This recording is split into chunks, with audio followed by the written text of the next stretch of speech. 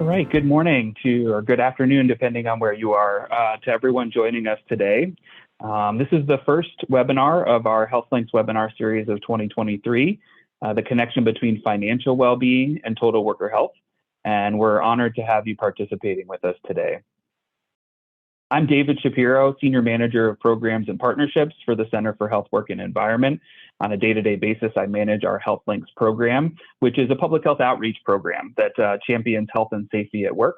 We offer evidence-based assessments and advising, and our center is one of 10 centers of excellence for total worker health funded by NIOSH and the CDC.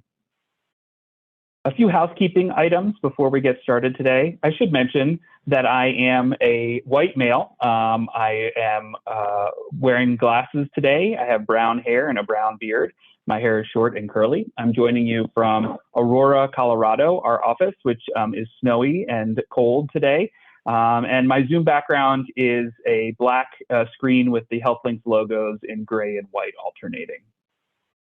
A few housekeeping items. All of our participants, all of you will be on mute throughout the duration of the presentation. We want you to use chat if you have any technical issues with the sound or video on today's presentation, but really, if questions come up for myself or the presenters and speakers today, we want you to put those in the Q&A box on Zoom. And when you do that, we all have the ability to thumbs up and vote them. So if someone asks the same question that you think you were going to ask, then you can just thumbs up it and we can make sure we get it in front of our speakers. We are recording today's webinar, and you'll receive a link to it upon conclusion in the next 48 hours. And there is a really important survey at the end of today's webinar. It's important for a few reasons. One, we really appreciate your feedback. It helps us improve and inform our series moving forward. And secondly, also for those of you that are claiming continuing education credits, we know there's a lot of you that want your CHES credits from attending today's webinar. You'll need to complete that survey in order to receive those. Closed captions are available, and you can use the box on your toolbar in order to get those going as well. So this is our first webinar of 2023, but I want to acknowledge the amazing participation we had in last year's webinar series. We hosted 6 webinars in 2022, and we had participation from 47 states and Puerto Rico. So if any of you have friends and colleagues in North Dakota, Vermont, and New Hampshire, there's the only 3 states that did not participate in 2022. So let's see if we can get them participating. Now is when we want you to drop into chat where you're joining us from today. So we'd love to see all of the places that you're coming from. So please use the chat function and just type in where you're joining us from. We did also have representation from 15 or so countries internationally in the webinar series in 2022, and just appreciative for all of you that joined us last year and that are here with us today. So type in the chat where you're joining us from today, and we'll get to see, have this map filled up with all of you as well. We always start with a land acknowledgement, which I'll read. So as we gather in this virtual space, we honor and acknowledge that the University of Colorado's 4 campuses are on the traditional territories and ancestral homelands of the Cheyenne, Arapaho, Ute, Apache, Comanche, Kiowa, Lakota, Pueblo, and Shoshone nations. Further, we acknowledge the 48 contemporary tribal nations historically tied to the lands that comprise what is now called Colorado. Acknowledging that we live in the homelands of Indigenous peoples recognizes the original stewards of these lands and their legacies.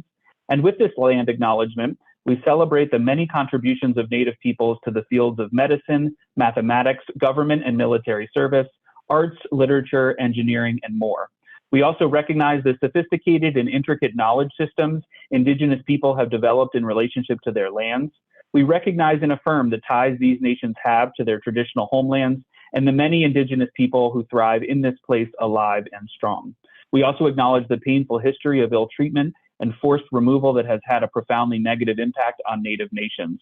We respect the many diverse Indigenous peoples still connected to this land.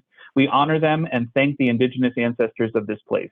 The University of Colorado pledges to provide educational opportunities for Native students, faculty, and staff, and advance our mission to understand the history and contemporary lives of all Native peoples.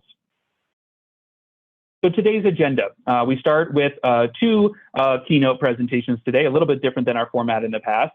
Then we have some context from a speaker at a local employer and how they're approaching financial well-being. And then we always want to leave time for question and answer with all of our speakers. And as I mentioned earlier, please put any questions you have for our speakers in the Q&A section of our chat, of the Zoom toolbar rather, and we'll be able to vote on those and move them up and down based on preference.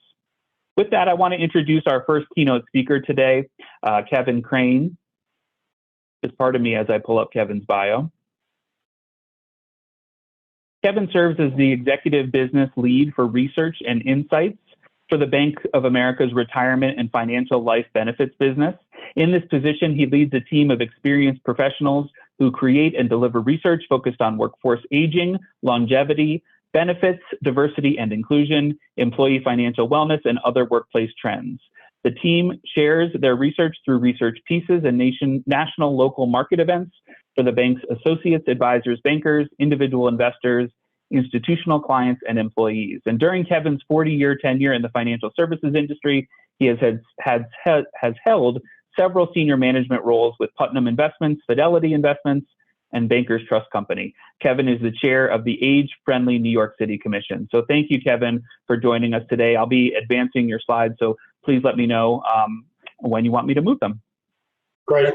Thanks, David. Thanks for having me. It's a pleasure to be here with Alex and Tiffany also. So as David said, I'm going to review our research on what we call the Workplace Benefits Report. This is annual research we do. We've done it now for 12 years that studies the state of financial well-being in America from the employer view and the employee view.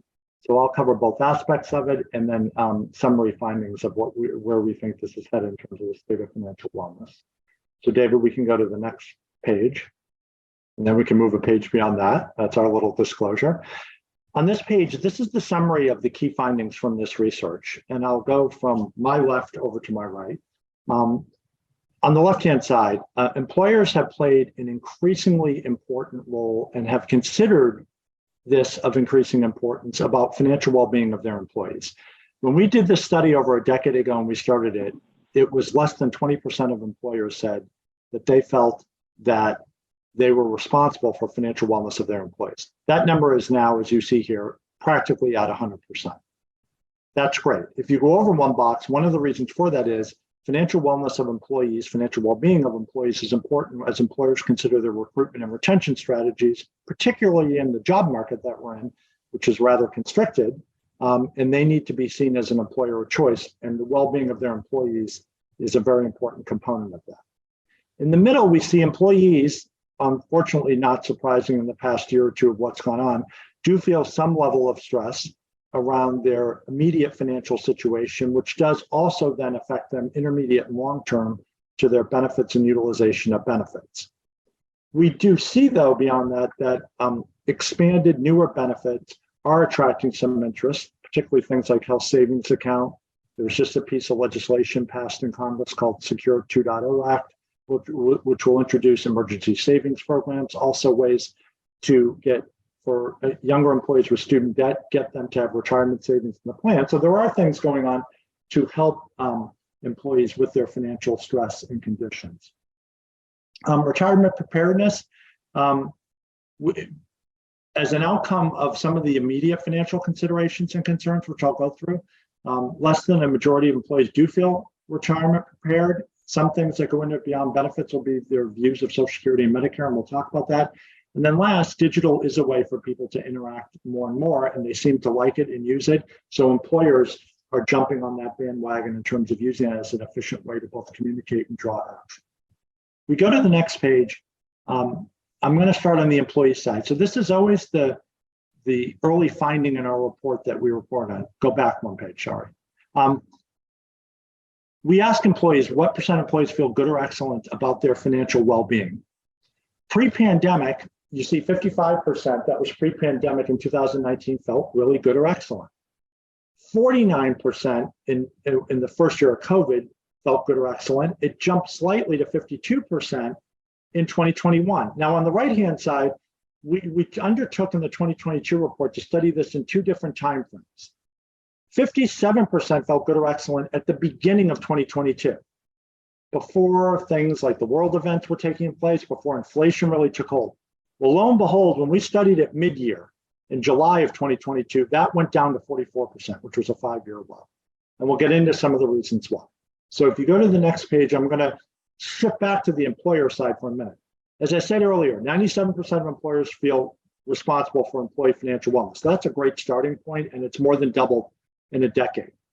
Well, that's important because you see right beneath it, 80% of employees say they believe and want their employer to be responsible and take an active role in supporting their financial wellness.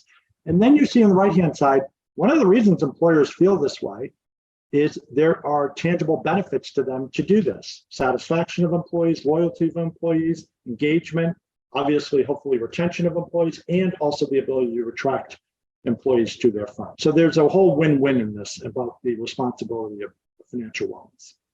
If we go to the next page, there's also a broadening around more holistic wellness. So on the left-hand side, what we've seen in the past few years, employers are now thinking of wellness more holistically around financial, emotional, and physical. And employees are demanding that of their employers. Don't just help me with my financial wellness. I need help with my emotional wellness. We've actually seen emotional mental health benefits being the fastest growing benefits of late because of COVID and during that period and the issues that develop. But they want to see physical, emotional, and financial together. And employers have to respond to that. On the right-hand side, we did ask employees, given 44% felt good or excellent mid-year, we said, but if you look out a year or two or 2 to 3 years, how do you think you'll feel around those major aspects of your life? And there was more optimism looking out the next 2 or 3 years. If we go to the next page, David. This again supports the mental, physical, and financial combination of things. And they see all three things combined. I always say about this, if there's an employee who has great financial stress, I can almost guarantee they will have emotional stress, and therefore it will translate into physical wellness. So they do come together. The next page. Not surprising, I'm sure, to many of you, or all of you on this call as employers. The good news is the job market is really strong. The challenge is for companies is because it's really strong, you have issues of retaining employees and you have issues of obviously recruiting employees and the cost of that. So this was the first time in the report we studied that because of the constricted job market. 46% of employers said they saw, and we asked a significant increase in resignations over the past year. They saw that. 21% of employees thought about switching jobs, and 9% actually, and when we asked switching jobs, we meant leaving the company they were with, going somewhere else, they shifted jobs. The reasons for that, yes, compensation is first in their minds as an employee, but right behind it is burnout, work-life balance. And I think a lot of that comes in the last 2 years with also work environment, that the world has dramatically shifted in how people look at work. The next page. This furthers what I said earlier, that there's a win-win proposition for employers to do this. Yes, it's important for their employees, right? And they want that, but they see very tangible benefits. So when we asked, what do you see in terms of those benefits? They believe if they offer financial wellness, they will see much greater employee retention. They will be able to attract better employees, and they see higher employee sat. So those are all very tangible things to the employer and their bottom line, and it reasserts the importance of doing this. The next page. So shifting back to the employee for a minute, we got a little bit deeper into the economic concerns and considerations of current and how it's impacting them, particularly on longer term aspects of their life when you look at retirement. On the left-hand side, so 74% of employees say investing in the 401k or a similar type of retirement savings, 403b, 457, programs like that, 74% said, yes, they know that's important to building retirement nest egg. I actually think that number should be closer to 100%. So there may be a little issue there about the employees understanding those benefits exist. But look right next to it, 61% of employees say they're contributing to at least the maximum of what their employer is matching. So I'm not asking them, are they contributing as much money as they possibly can? I'm just asking if the employer matches contributions, are they contributing employee contributions at level? And it's only 61%. So there's a lot of money being left on the table when employers are matching if the employees aren't contributing at that level. That results in that 56% number. Employees saying that they're confident that they'll reach their retirement goals. That number is down significantly from what we saw at the beginning of 2022 when it was 69%. What do employees want? They want, obviously, clear, concise explanation of their benefits. I think you all probably know that. They want more advising, help, consultations, and personalized advice so they can get help. And they say this, if they get that help, they'll take it and take action. The next page.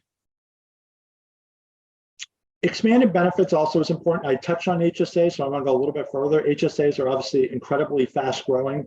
I always like to say in 2005, they were created in this country. There were 0 funded HSA accounts. Today, there are 35 million funded HSA accounts in this country. So exponentially, it's grown quicker than any other benefit that I've seen. If you see on the right-hand side, at the top, yes, 84% of employers say they feel responsible also for the healthcare discussions, expenses, considerations for their employees, which is critically important for an employee's life. That's more close to double in the past decade. But only 54% of employers are communicating about healthcare more than once a year. So more activists need to be done. Now, the good news is if they offer a health savings account, 89% of employers are actually in the game with their employees by funding that account, much like in a 401k, they would fund it potentially with an employer contribution. That's good. On the right-hand side, some of the near-term economic impact, we saw a drop in the number of employees contributing to HSAs last year between the beginning of the year and the middle of the year, 80% to 62%. There are different reasons for that, but it's something we should watch because obviously that's not a direction you'd want it to go. The next page. This furthers what I said earlier. Employers are offering more advice programs. That is important. Employees want that help. They've demanded it. 62% of employers are now offering more professional advice programs in their retirement savings. That's up from 55% a year before. And close to 40% of employees are saying, I want access to that and I'll utilize it. So I only see that trend continuing to grow. The next page. So Social Security and Medicare, we undertook this topic for the first time last year, I think, and you can see it every day in every news article, watch TV. It is an extremely hot political issue. I'm not going to touch that, except it will be a major conversation topic in Washington between now and the 2024 election, the funding insolvency. We asked employees, do you understand this? Only 38% of employees said they understood just the basics of their projected Social Security benefits. And 33%, and we also asked about Medicare, and we had the similar issue. There's also a gender issue here. Women tend to understand a little bit less than men. The issue here is employers need to help. When we asked, only 40% of employers were actually helping employees understand this. So if you think retirement preparedness, a big element of retirement preparedness is also the social programs combined with what the employee is doing with their company and more. So we think this is a huge opportunity for employers to do more in this space and help the employees think these through as the government figures out the answers to these programs in solvency. The next page. And then I'll finish up digital. As I said earlier, we see it in banking every day, and you probably all on the phone, if I were to ask you personally, do a lot of your banking digitally. That's good news. But we see it in benefits. It's become a very efficient way to communicate holistically benefits, company working with a provider. People like it. They can do education online. They can take action. The evolution of artificial intelligence and smarter prompts and nudges to people is really effective. So we're starting to see that growth on the benefit side, which is only driving greater engagement, therefore greater action, which will be a positive as that continues to grow. And then I think I have one more page. And these are just action steps in terms of, thinking about wellness, thinking about it holistically, the emotional, physical, and financial wellness, expanding your programs for some of the things I mentioned. And then obviously education is critical so people understand and take action, and continually reminding your employees of these benefits. And that is where I will leave it and turn it back to David.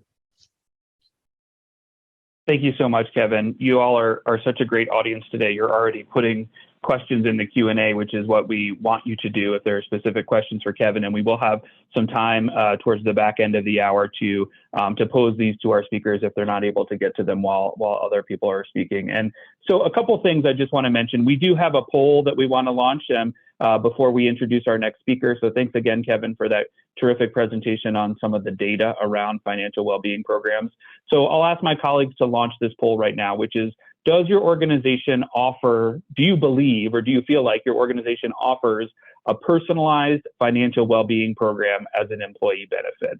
And the responses here are yes, no, not sure. And we'll give this poll just a little bit of time before we wrap it up. But a couple things came to mind as Kevin was speaking. One is that, as you probably are aware, the impact of financial stress is pretty high on total worker health, right?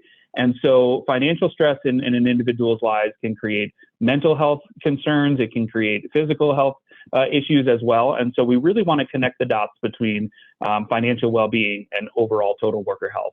The second piece is that knowledge is power in my mind. And so when employees know about, or when workers know about what benefits are offered to them and how they can leverage and maximize those, they then are become in the driver's seat for how to maximize those benefits. So those are the two big takeaways I took from Kevin's speech. And hopefully people are able to vote on the poll. We should be wrapping up here in just a moment. So any questions, put in Q&A, and then we'll be able to see the poll results.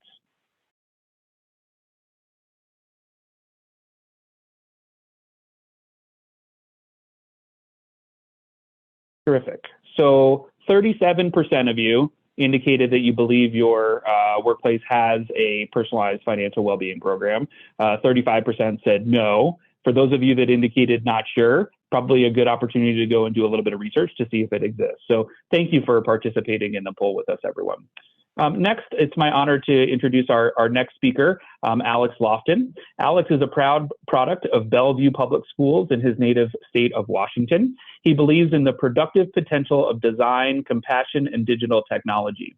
Alex worked as a member of Barack Obama's field team in 2007 and 2008, managing hundreds of paid staff who organized thousands of volunteers for the then senator's successful presidential primary and general election campaigns. Alex then served as the founding regional director of Obama for America, the political mobilization wing of the Democratic National Committee until 2010. Alex is now the president and co-founder of Landed. He got his start in real estate at real estate developer Forest City, now Brookfield Properties. He holds a BA from Northwestern University and an MBA from the Stanford Graduate School of Business. So thanks, Alex, for joining us today. Similar to Kevin, I'll be forwarding your slides, so please let me know when we need to advance those. Sounds great. Thank you very much for having me. Hello, everyone. Honored to be here. Before I get started, quickly, my pronouns are he, him. As mentioned, I'm a co-founder and president of Landed. I'm an early middle-aged mixed race Black man who is calling in from Seattle, Washington today. I have a short beard and I'm wearing a light blue button shirt today. I got started with Landed in 2015 to ultimately help increase access to home ownership, especially for those who historically are marginalized from such access, so that we can help build more financial security and wellness across all our communities. I was inspired to help start this company largely from my own experience as a son of a fourth grade school teacher and a social worker outside Seattle, Washington. And I won the lottery on love and support and parents, but money was always tight and consistently caused a ton of stress in my household and lots of challenges internally. And it wasn't until Granny died and passed along her home to my parents, the first example of intergenerational wealth happening in my family, did things turn around and ultimately help send me to college, my brother to college, help my parents retire, really help build this sense of financial security. And it became a cornerstone for me to try to figure out how to build ways for a more diverse set of people to access homeownership and achieve the same sort of financial security. So excited to be here today. Thank you, David. Thank you for Kevin and Tiffany for joining me today as well. And I got a chance to speak at the Total Worker Health Symposium National Conference last fall, and I'm thrilled to be back here being able to do that with you all today. Really, really excited to be able to do that. All right, let's go on to the next slide here and talk a little bit more. I think David... Kevin spoke a bit about this, but I'm just going to breeze through some of the points about how financial stress impacts one's health. And it's not too hard to put ourselves in the shoes of someone who's financially insecure. Heck, many of us may be there now. I've definitely been there in my life before, where things just can get overwhelming. You feel out of control. Major expenses come up, but you weren't planning on it.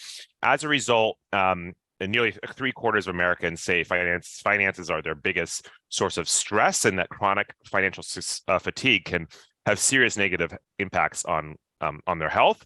And research shows that almost half of people with debt also have diagnosed with a mental health issue. So serious issues. Let's go to the next slide here.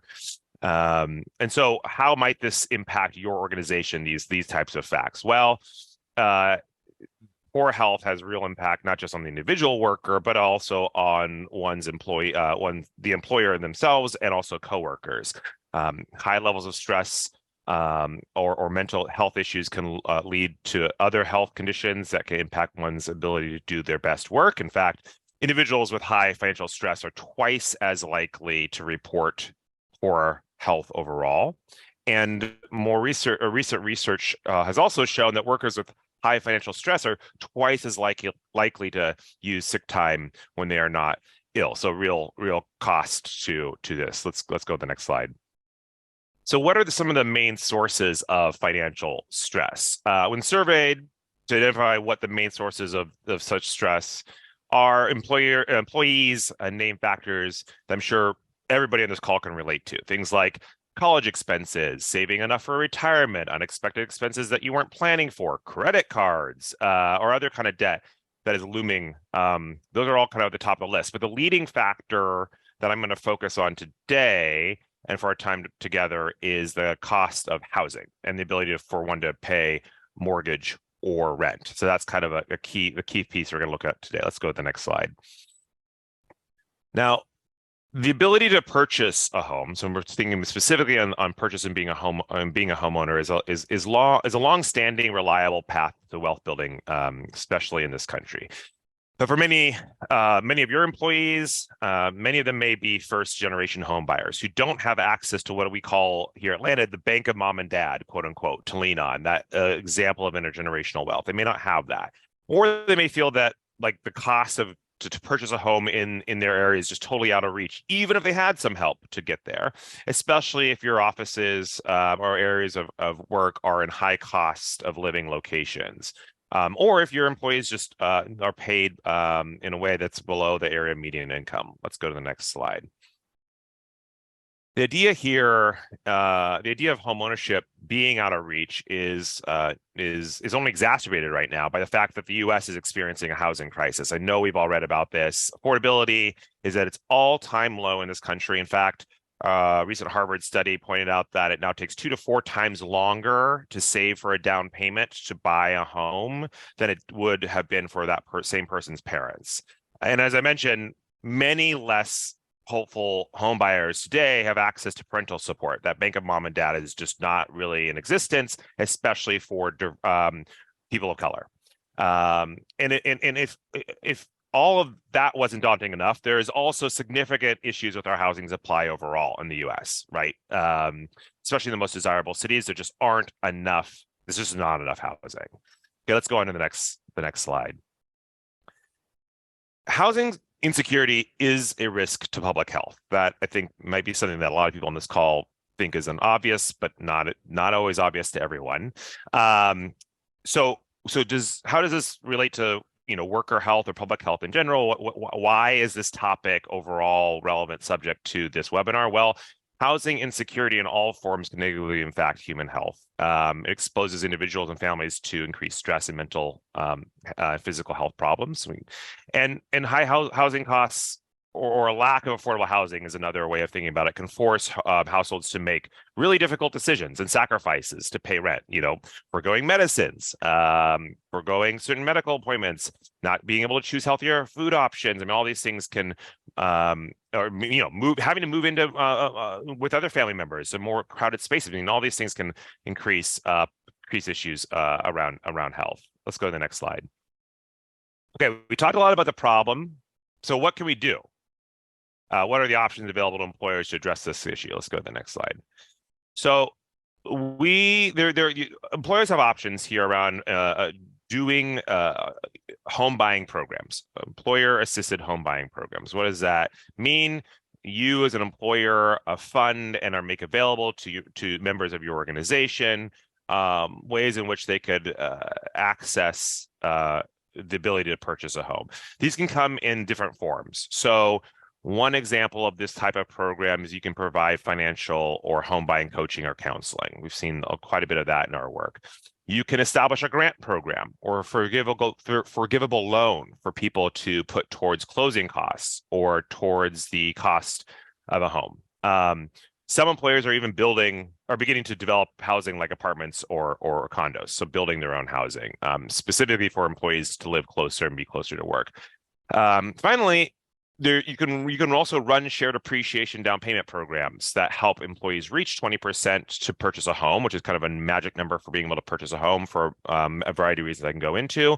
And this is what our work does focus on at Landed, is helping employers kind of run these types of programs that are sustainable and evergreen. And so, as you can see here, all these types of programs, they give you an employer an edge in recruiting and retaining talent. Helps increase affordability for your employees to buy a home nearer to your office. Ultimately, can help reduce commute times, can promote workforce diversity and inclusion, because you're just identifying a gap for a lot of, especially people of color, first generation home buyers may not be able to access homeownership without some sort of down payment assistance. And you can really set yourselves apart from competitors as a result of this type of program. Okay, the next slide here. So how does this actually work? So as I mentioned, Landed specifically helps employers develop, launch, and manage shared appreciation down payment programs. What is shared appreciation and how does it work? Well, if a buyer doesn't have enough savings to reach a 20% down payment on a home, something that's pretty critical for a number of reasons, they can receive support to do so. And if you run the program as the employer, you can help them get there. In exchange, the home buyer will agree to share in a portion of the home's future appreciation. The 20% down payment allows the home buyer to avoid private mortgage insurance, which is really costly on a monthly basis, and it lowers their monthly payment because they're borrowing less money overall if they're getting down payment support. And so as a result, the monthly payment of a home is more within reach for your home buyer, for the individual home buyer, for your employee. There's no monthly costs or payments to this type of support in the interim. And when they decide to end the partnership, usually when they refinance or sell their home, they pay back the original down payment loan plus or minus a portion of the home's change in value. That's really, really key here. That money comes back to you to be able to reinvest in the next person. So it's an evergreen fund. So you put money in the beginning, and the idea is that it can support more and more of your employees into the future. So that's at a very, very high level how it works. Could always go into details for those who are interested. Let's go to the next slide.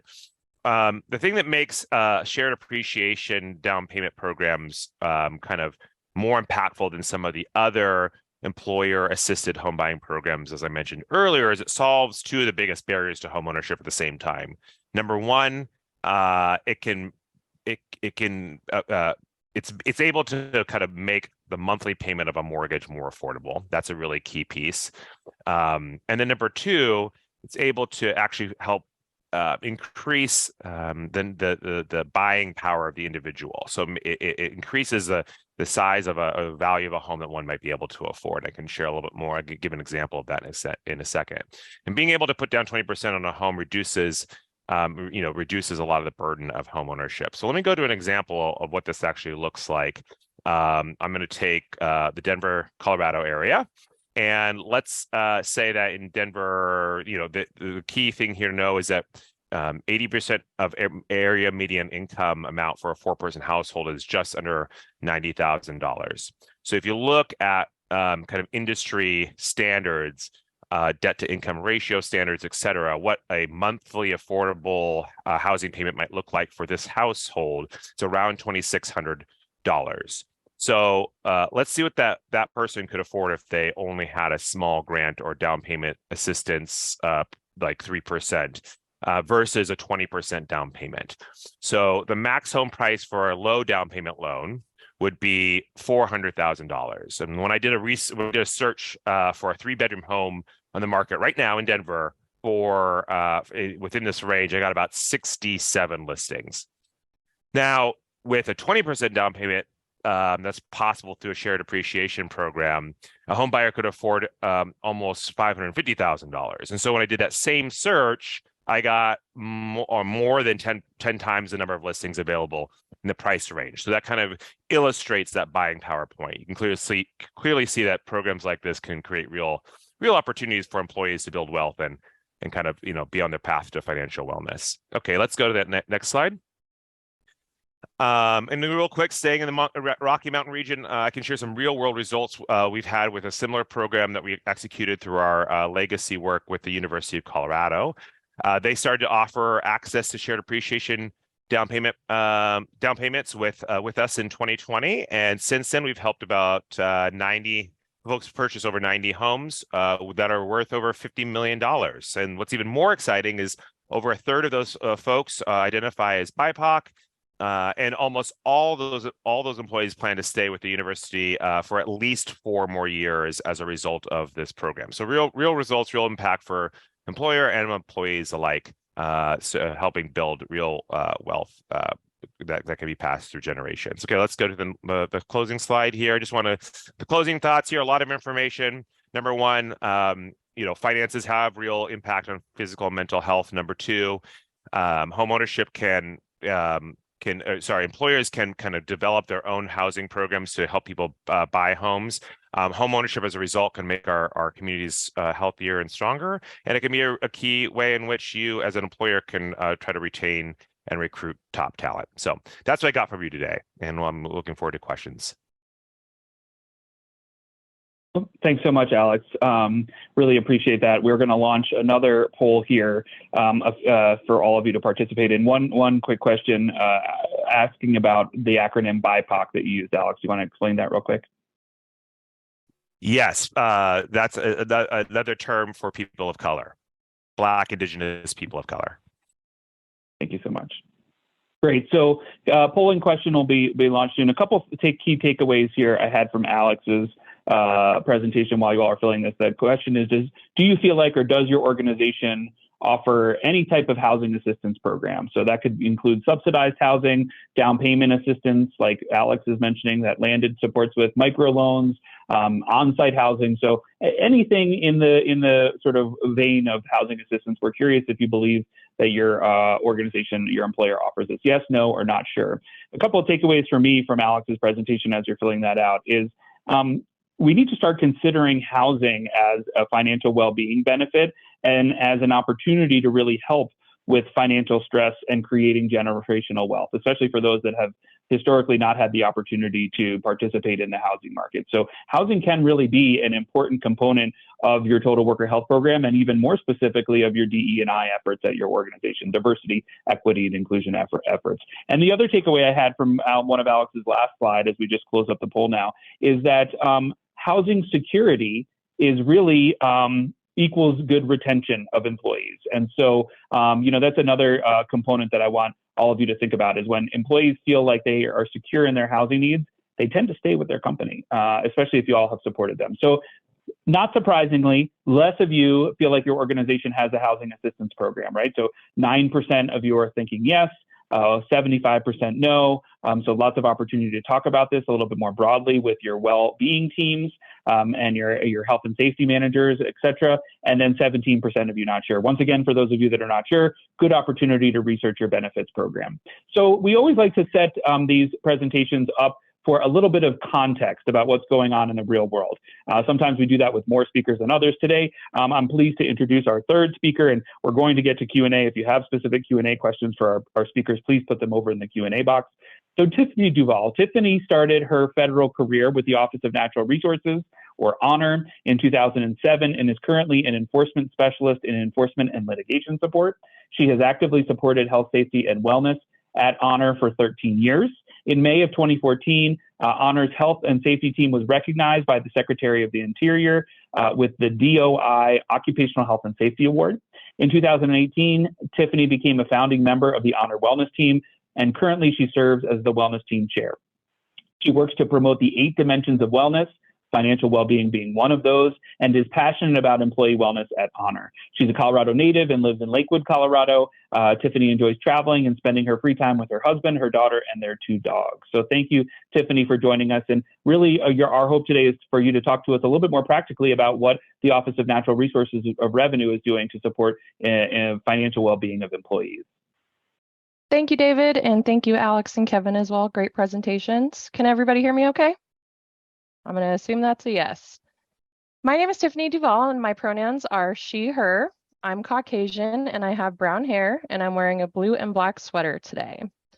As David mentioned, I'm chair of the wellness team at Honor within the Department of the Interior, fondly known as Honor, the Office of Natural Resources Revenue.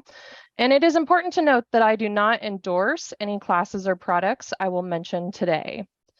So in 2015, the Consumer Financial Protection Bureau published a report focusing on financial well-being, which was defined as a state of being where you have control over day-to-day and month-to-month finances. You have the capacity to absorb a financial shock. You are on track to meet your financial goals, and that you have the financial freedom to make choices that allow you to enjoy life. So I think it's a pretty common misconception that your income level and your material possessions define your wealth. And a person with a significant income might live paycheck to paycheck because of an expensive lifestyle that limits their ability to accumulate wealth. Wealth isn't defined by how much you earn or spend. It is about how you grow and save money to meet those changing life circumstances. So Honor's Wellness Team educates employees about financial wellness, and the foundation of our wellness team is built around programs and resources, leadership support, and organizational partnerships. So it's important to note that we have a workforce with varying salary ranges who live in varying geographic locations. So our focus is on finding resources that will be available to and benefit most people. Financial wellness is only one of the 8 dimensions of wellness from our team's approach, and hopefully what I share today will help spark some conversations about how you all can help your employees become financially secure. Within the financial realm of wellness, Honor has several ways we offer support and resources to our employees. Those are through a dedicated financial intranet page, retirement planning classes, and employee assistance programs, an EAP. We host an intranet page dedicated to financial wellness that provides information about financial well-being and links to various resources. The links direct employees to resources such as a presentation about home buying, 10 things you can do about fraud, IRS imposter scams, financial well-being advice from the Consumer Financial Protection Bureau, and a lot more. Our retirement planning classes focus on how to help employees plan for retirement. We offer several classes a year, and we offer different courses that are available for people in various parts of their career cycles because we recognize that perspective and needs of our employees will change as they get closer to retirement. And I saw a note, I don't have any slides, so I'm just speaking right now. Thank you. Classes detail the specific retirement benefits that federal employees have, and they help employees understand the crucial options that one needs to consider when planning for retirement. So Honor brings in a vendor to teach these classes in an online environment, and these classes are offered a few times a year on an ongoing basis. Honor employees also have access to the Employee Assistance Program, which is currently contracted out to SBIR Inc. Through SBIR, employees have access to assessments, short-term counseling, and referral services for various personal problems, work, and life issues. Specific to financial wellness, SBIR provides information on banking, credit, debt, bankruptcy, investing, budgeting, taxes, student loans, home buying, and much more. The information includes articles, links to resources, webinars, and tools to support the employee's financial wellness. In addition to these current programs and resources, we have offered a financial wellness tool called Smart Dollar to help employees make and follow a budget, plan to pay off debt, save for the future, and build a retirement plan. One thing that we found important when shopping for that product was ease of use. Other benefits tied to financial wellness are offering employee perks like tuition reimbursement for classes that apply to work, fitness reimburses or a small amount a month towards a fitness class or a gym membership, and eco passes to ride the bus or the light rail. Here in Denver, it's called the RTD. We found that our success as a wellness team is only possible with leadership and management support. We have support from the leadership team, including from our agency director, and we also have a sponsor from management who champions the team, helps guide us, and gains commitment from management and other program areas for various wellness initiatives. Partnerships with other parts of our organization are essential to our success. We rely on different groups such as our workforce development office or our training team to help coordinate, set up, provide payment, and help put on training. People are the heart of Honor, and we want to take care of our people when we're always looking for ways to educate our employees about financial wellness and the other 7 dimensions of wellness. Employee wellness is a top priority for Honor, and we hope our employees take advantage of the programs offered. Hopefully, the things I mentioned today will help you all think of ways to help your employees and your coworkers financially. The key success drivers of our wellness team are the programs and resources, leadership support, and organizational partnerships that allow us to offer multiple resources to educate employees. And now I will turn it back over to you, David. Thank you very much. Thanks so much, Tiffany. Really appreciate that context. And thank you to all of our speakers for coming back now to join us for the Q&A portion of this particular webinar. So I'm going to start with the question that's gotten sort of the most votes on Q&A. And I think I'll start, Kevin, with you, but I would love to hear Alex and Tiffany's response as well. And so the question is, what are some real just basic financial well-being goals that employees can develop to get started on increasing their financial wellness? And that can be supported by the employer. So, what's the basics? I know you had in your slides, but where do companies start for all those people that were a no or unsure? What are some of the basic goals that people should be thinking about? I always like to think of it, so thanks. I always like to think of it from an employee's perspective, and also what the employers need to think about, that an employee working for a company or an entity has immediate financial security issues, intermediate, and long-term. So one thing I think the employer needs to help them with is to think of it that way. So when I say that, what they need to help the employee with on the immediate side is the basics sometimes of savings, budgeting, spending, because a lot of employees without that think, well, I don't have monies to be able to do things intermediate and long-term. So things with budgeting and savings education programs, some of this evolution of emergency savings programs that's going to start to develop, acquiring some shorter term financial stability. And then I would say, David, from there, it's the communications, knowledge, and understanding of the intermediate and longer term benefits, right? When you look at things like retirement savings programs, even what Alex talked about, right, which is a huge component of someone's financial life, home ownership, taking those things through, showing the employee where the employer is invested in those. And then the last thing I'm going to say is, I think the toughest thing, but the thing they have to most do with the employee is, if the employee has $1 to save, where are the places best for that employee to put it? Just throwing a bunch of benefit programs at the employee and saying, hey, go figure it out, usually ends up that they don't do anything. So I think that's the way I would think of it in terms of helping someone through that spectrum. Kevin is Tiffany, right on. Go ahead, Alex. Yes, thank you. Oh, no. Tiffany, go ahead. I was just excited to get in. I promise I'll go to you next. Tiffany, what are some of your thoughts about like basic goals where people are starting off? Because I know Honor's been talking about financial well-being with employees for a long time, and you've been a part of that conversation. So where did you start with the financial well-being goals for people? I think the first place to start is by asking the employees what they need. That way you can get a better gauge for where everybody is and what they're looking for. So not that you're going to make everybody happy with that, but at least you can start in the right direction there. Great. Thank you. Alex? I'm so glad Tiffany went before me, because that's right on. You got to start. You got to design from what people need. I think it's also, in addition to that, don't forget the question of what people want, because I think that there's a need and a want, and sometimes people are afraid to let themselves dream. And I think what we've found is actually tying something that's medium or long term, like being able to buy a home. A lot of people think that's not them, or it's never going to happen. Being able to tie that dream to then, okay, what are then the first steps I need to do now around, it could be savings, it could be credit, it could be, a whole bunch of things.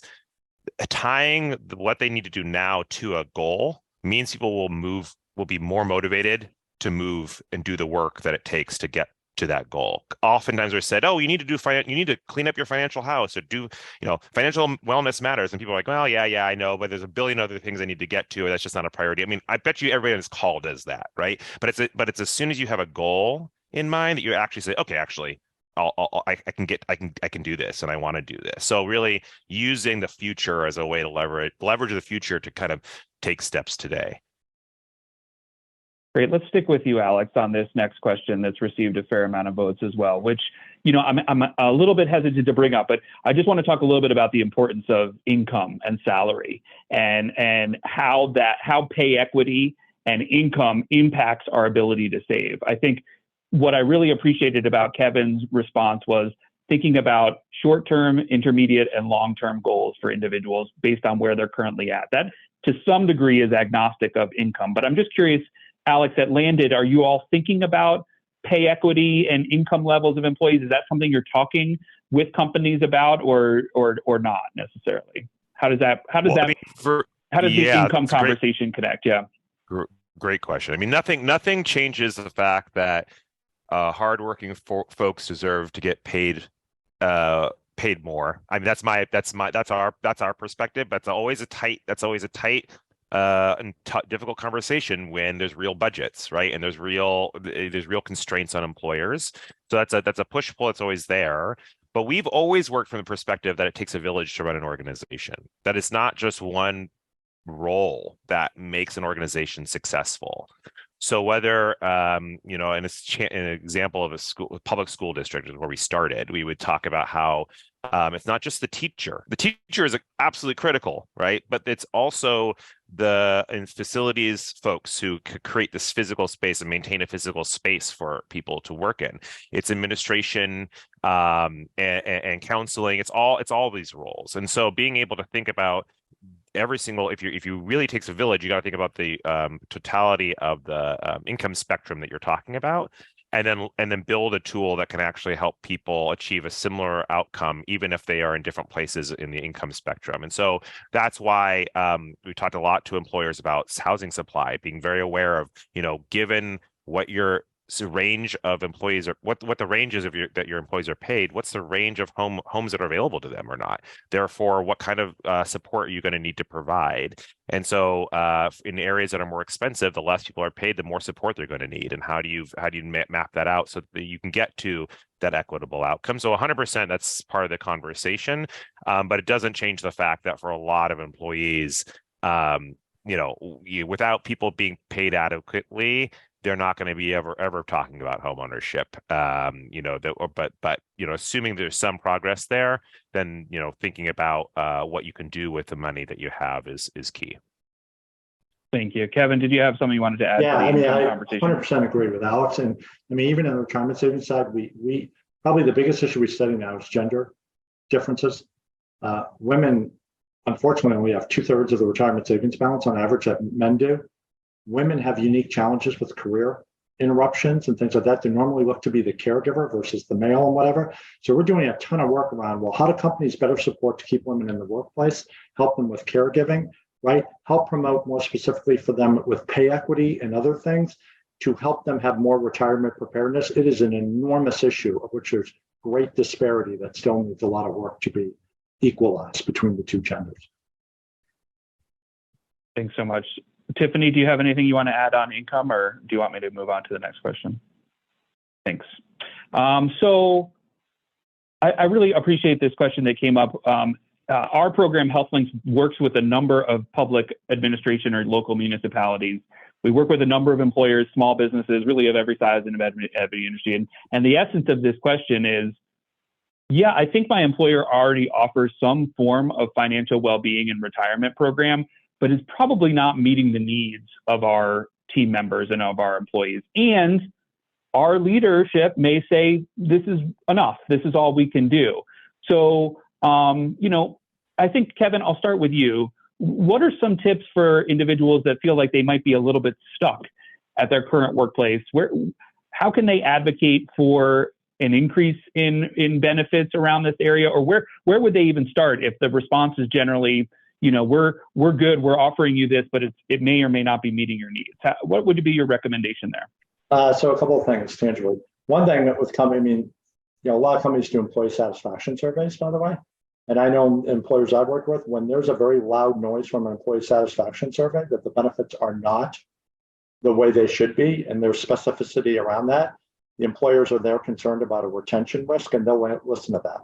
The other situation, unions, unionization, right? Unions, benefits are in many cases negotiated as part of union negotiations and have become more to the forefront than historically. And that also has a lot of weight, power, and authority. And then last, I would say, just, what speaks most to an employer? Are they keeping employees or are they losing the employees? And if they're losing employees, what are the reasons why? And if the reality is, and people say in exit interviews, it's benefits, they're going to respond because there's a huge cost to them trying to get new employees on board. Thanks, Kevin. I appreciate you mentioning exit interviews. We've been talking a lot with HR divisions about stay interviews as well right now, talking to people about what's keeping them at the company, and this might be a good area of opportunity. Alex, did you have anything you wanted to add about, if you feel like something's being offered but it's not meeting your needs, where would an advocate or an ally start in that conversation, do you feel like? I think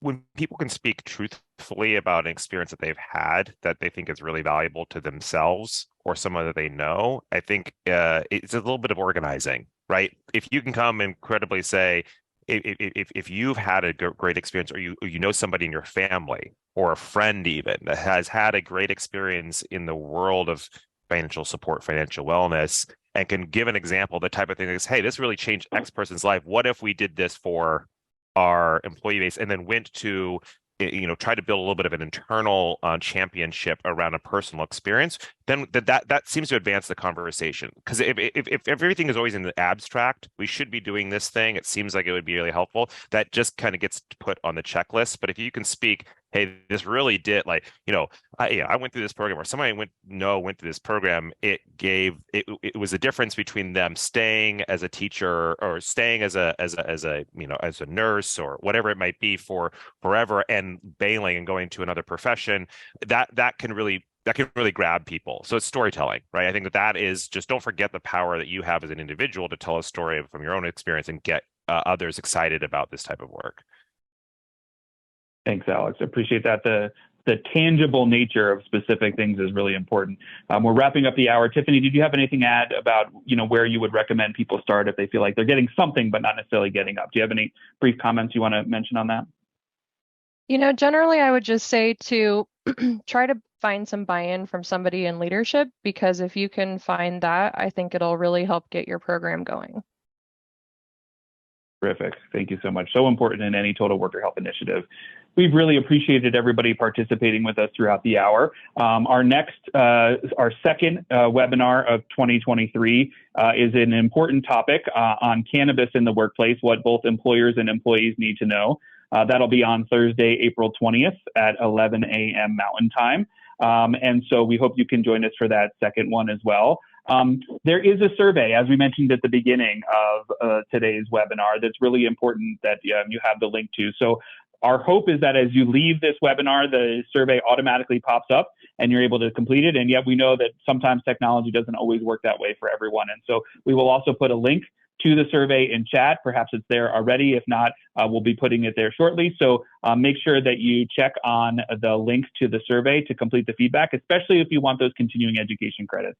Now, as we wrap up, I want to say thank you to our speakers today, Kevin Crane at Bank of America, Alex Lofton at Landed, and Tiffany Duval at the Office of Natural Resource Revenue.